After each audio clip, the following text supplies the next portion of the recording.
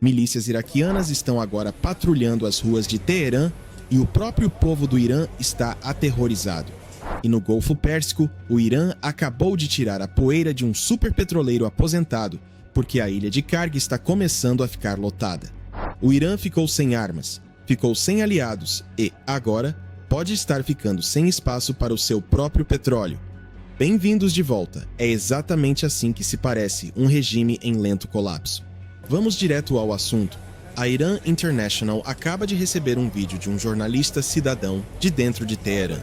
As imagens mostram o que parecem ser forças paramilitares iraquianas, especificamente afiliadas ao Hashd al-Shaabi, posicionadas nas ruas de Teherã.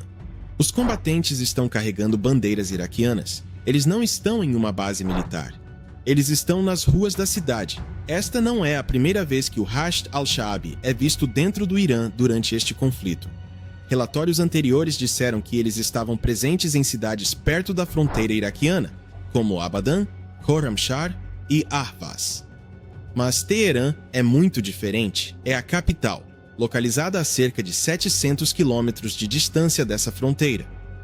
Ver combatentes de milícias estrangeiras nas ruas de Teherã envia uma mensagem muito mais forte, e muitas pessoas no Irã estão reagindo com medo e fúria.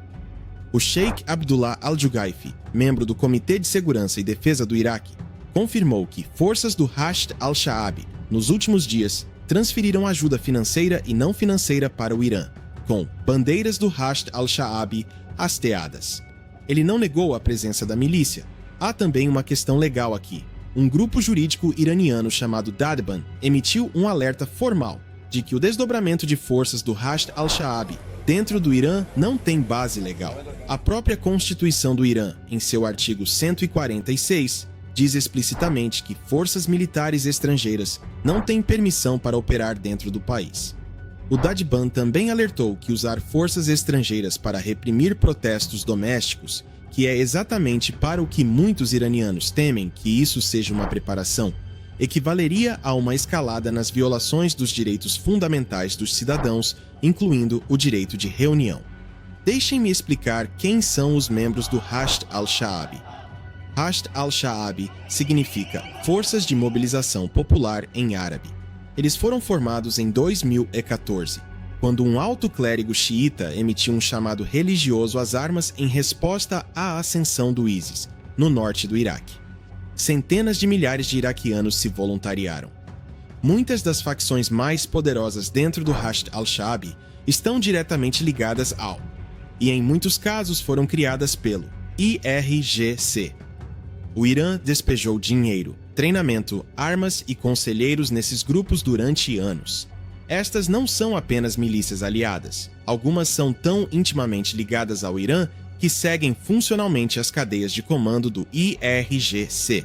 O comandante da Força Quds do IRGC, Esmail Qaani, que ainda está vivo e operando, visitou Bagdá durante este conflito especificamente para coordenar com a liderança do Hashd, conforme confirmado por reportagens do The National. Desde que a Operation Epic Fury começou em 28 de fevereiro, facções do Hashd al-Shaabi conduziram ataques a partir do território iraquiano contra posições dos EUA, infraestrutura de energia de estados do Golfo e a Jordânia. Eles são a última peça funcional do eixo da resistência do Irã, que não foi totalmente desmantelada. A liderança do Hamas se foi. Os principais comandantes do Hezbollah estão mortos. A ponte terrestre da Síria desapareceu. Os Houthis estão degradados. Mas o Hashd al-Shaabi tem raízes profundas na sociedade e na política iraquianas que o tornam muito mais difícil de eliminar. Então, por que eles estão no Irã agora? 2 motivos, e ambos são perturbadores. Motivo número 1, apoio militar. As forças armadas do Irã foram esvaziadas. Sua marinha está destruída. Sua força aérea não voa. Seu programa de mísseis está se recuperando de ataques devastadores. O IRGC precisa de corpos para preencher lacunas de segurança em postos de controle, em instalações de armazenamento, em funções de patrulha. O Hashd al-Shaabi fornece essa mão de obra. Motivo número 2. Controle doméstico. Os protestos de janeiro de 2026, que viram um número estimado de 5 milhões de iranianos nas ruas em todas as 31 províncias, foram a maior revolta da história do Irã. O IRGC os reprimiu com força massiva. Mas a ameaça de outra revolta, potencialmente maior e mais encorajada pela fraqueza militar do regime, é real. O IRGC pode estar pré-posicionando forças do Hashid em cidades como Teherã, para garantir que tenha corpos armados suficientes para reprimir qualquer novo surto de agitação civil. O povo de Teherã entende isso. É por isso que o vídeo de combatentes de milícias iraquianas em sua capital, homens armados de outro país, desdobrados nas ruas iranianas contra cidadãos iranianos, está gerando tanto medo e fúria. Agora, vamos falar sobre a história do petróleo, porque ela se conecta diretamente ao motivo pelo qual o regime está sob tanta pressão. De acordo com a Tanker Trackers, o Irã trouxe um Very Large Crude Carrier, VLCC, anteriormente aposentado, de volta ao serviço enquanto se prepara para possíveis limites na capacidade de armazenamento de petróleo na ilha de Karg. Um VLCC é a maior classe de navio petroleiro do mundo. Um VLCC cheio pode transportar aproximadamente 2 milhões de barris de petróleo bruto. Aposentar um desses navios é uma decisão significativa. Eles são ativos enormemente valiosos. Reativar um aposentado é ainda mais significativo. Você só faz isso quando está desesperado por capacidade de armazenamento. A ilha de Karg lida com aproximadamente 90% das exportações de petróleo bruto do Irã. É uma ilha pequena, com cerca de 8 milhas quadradas, aproximadamente um terço de Manhattan, no norte do Golfo Pérsico, e é a espinha dorsal econômica do Irã. Cada barril de petróleo que o Irã exporta, quase tudo isso passa pelos terminais de águas profundas da ilha de Karg. Esses terminais estão agora sob severa pressão de duas direções. Pelo lado das exportações, o bloqueio naval dos EUA significa que os petroleiros iranianos não podem sair. Desde que o bloqueio começou em 13 de abril, as forças dos EUA forçaram o retorno de 21 embarcações comerciais, apreenderam o Tosca, apreenderam mais 2 navios de bandeira iraniana em 22 de abril e, no desdobramento mais recente, apreenderam mais 2 petroleiros no Oceano Índico. O MT Tiffany foi interceptado entre o Sri Lanka e a Indonésia, a mais de 2.000 milhas do Golfo Pérsico, carregando aproximadamente 1,9 milhão de barris de petróleo bruto iraniano. O MT Majestic foi apreendido simultaneamente no Oceano Índico. Essas apreensões significam que o petróleo que normalmente teria deixado o Irã está parado em petroleiros em águas iranianas ou sendo confiscado. Pelo lado da produção, os poços de petróleo do Irã não param de produzir só porque o bloqueio está em vigor.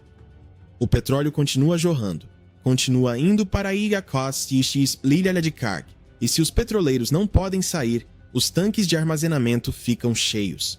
O secretário do Tesouro, Scott Bessent, disse exatamente isso. O bloqueio significa que o armazenamento na ilha de Karg do Irã ficará cheio, e os frágeis poços de petróleo iranianos serão fechados. Jamie Ingram, do Middle East Economic Survey, disse à AFP que o prazo para o Irã atingir os limites de armazenamento era medido em semanas em vez de dias. E essa previsão foi feita no início desta semana. Nós estamos agora nessas semanas. A produção de petróleo bruto do Irã já desacelerou. A produção caiu aproximadamente 200 mil barris por dia em março, e espera-se que caia mais 420 mil barris por dia em abril.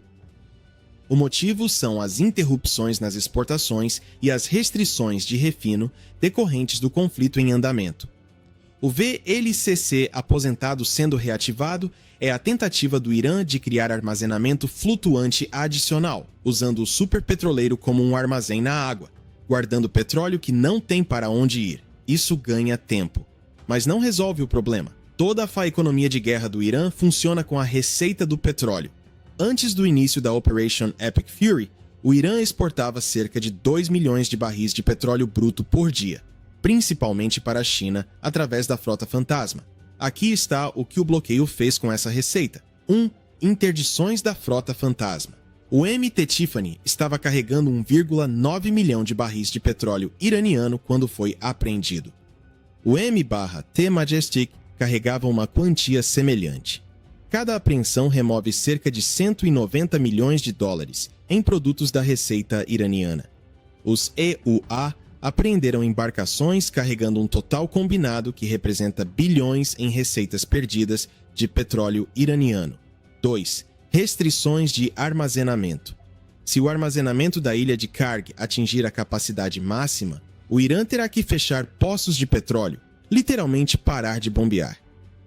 Poços que param de operar são difíceis e caros de reiniciar. Quanto mais tempo eles ficam fechados, mais danos ocorrem ao reservatório. 3. Ruptura da frota fantasma. O banco de dados. Ghost Armada da UANI rastreia mais de 570 navios envolvidos na evasão de sanções iranianas. A ofensiva da Operation Economic Fury contra essas embarcações, com ameaças de sanções secundárias contra bancos chineses, mandados de apreensão e interdições físicas, está tornando a economia das operações da frota fantasma cada vez menos atraente para os operadores de navios e instituições financeiras envolvidas. O IRGC controla enormes recursos econômicos dentro do Irã: construção, petróleo, telecomunicações, bancos. Mas esses recursos dependem da receita do petróleo que o bloqueio está cortando. Sem a entrada de dinheiro, o IRGC não pode pagar seus soldados, não pode pagar o Hashd al-Shaabi, não pode financiar operações de procuradores, não pode manter o aparato de segurança doméstica que mantém o regime no poder. Essa é a conexão entre o vídeo da milícia iraquiana e a história do armazenamento do VLCC. Ambos são sintomas da mesma crise, um regime que ficou sem capacidade militar tentando sobreviver usando procuradores estrangeiros, enquanto sua base econômica desmorona sob o peso de um bloqueio naval em expansão. Agora, deixem-me conectar isso ao contexto político, porque tudo isso está acontecendo enquanto a estrutura de poder do Irã mudou fundamentalmente. O comandante do IRGC, Ahmad Vahidi, garantiu controle pelo menos temporário não apenas sobre a resposta militar do Irã neste conflito, mas também sobre a tomada de decisões políticas do país. O presidente Masoud Pezeshkian foi efetivamente escanteado. Todas as suas nomeações estão sendo bloqueadas. Seus conselheiros estão sendo anulados. O IRGC ergueu um cordão de segurança ao redor do líder supremo Mojtaba Khamenei, que não é visto em público e pode ter sido ferido nos ataques iniciais, e os aliados de Vahidi estão controlando o acesso à sucessão. Aqui está o porquê de isso ser importante para a história da milícia iraquiana e a história do petróleo. Pezeshkian era a voz moderada. Ele foi o presidente que alertou o IRGC de que sua escalada das tensões regionais, atirando em vizinhos do Golfo, atacando navios civis, estava causando efeitos adversos de longo prazo na frágil economia do Irã. O comandante do IRGC, Vahidi, passou por cima dele. O IRGC apreendeu navios, atirou em mais navios, desdobrou milícias iraquianas para Teherã, reativou petroleiros aposentados como armazenamento flutuante. Uma fonte próxima ao IRGC disse ao canal 14 de Israel: o comandante do IRGC, Vahidi, está adotando uma postura positiva em relação a não continuar as negociações. Da perspectiva dele, não há necessidade de pressa para um acordo. Ele acredita que Trump eventualmente vai recuar. Essa é a frase mais alarmante de toda essa história. O homem que efetivamente comanda o Irã acredita que Trump vai recuar. Ele está preparado para esperar. Ele está preparado para deixar a ilha de Karg se encher de petróleo invendável. Ele está preparado para deixar as milícias iraquianas encherem as ruas de Teherã. Ele está preparado para continuar apreendendo navios. Tudo isso enquanto acredita que a dor econômica eventualmente será insuportável o suficiente para os Estados Unidos, a ponto de Washington piscar primeiro. O ex-embaixador dos EUA em Israel, David Friedman, disse isso diretamente na quinta-feira. O Irã está julgando grosseiramente mal o compromisso do presidente dos Estados Unidos com a vitória contra o Irã. Eles acham que o presidente Trump vai piscar porque o The New York Times diz isso. Isso seria um erro de dimensões históricas. Então, aonde tudo isso nos leva? O cronograma de armazenamento de petróleo é o ponto de pressão mais concreto neste momento. O secretário do Tesouro Bessent disse que o armazenamento de Karg vai encher. Jamie Ingram disse que são semanas, não dias. A produção de petróleo bruto do Irã já está caindo. O VLCC aposentado pode absorver talvez 2 milhões de barris adicionais, cerca de 1 a 2 dias de produção nas atuais taxas reduzidas. Isso ganha tempo, mas não muito. Quando o armazenamento de carga atingir a capacidade, o Irã enfrentará uma escolha binária: fechar os poços, o que é economicamente catastrófico e danifica os reservatórios, ou encontrar uma maneira de tirar o petróleo de lá. O bloqueio está impedindo a segunda opção. A relutância do regime em negociar está bloqueando qualquer solução política para tirar a primeira. Trump disse na quinta-feira que os EUA têm controle total do bloqueio, que ninguém sequer está tentando furá-lo mais, com a notável exceção das embarcações apreendidas, e alertou que o Irã implantar minas adicionais iria afetá-los muito mais do que vai nos afetar. O senador americano Tom Cotton alertou na quinta-feira que o Irã corre o risco de enfrentar consequências militares se tentar prolongar as negociações, acusando Teherã de seguir uma estratégia típica de arrastar as conversas para obter vantagem. Essa ameaça é genuína. O ministro da Defesa de Israel confirmou na quinta-feira que Israel está preparado para retomar as operações militares contra o Irã e está esperando a autorização de Washington, com alvos já identificados. A janela de acordo está aberta, mas está se fechando.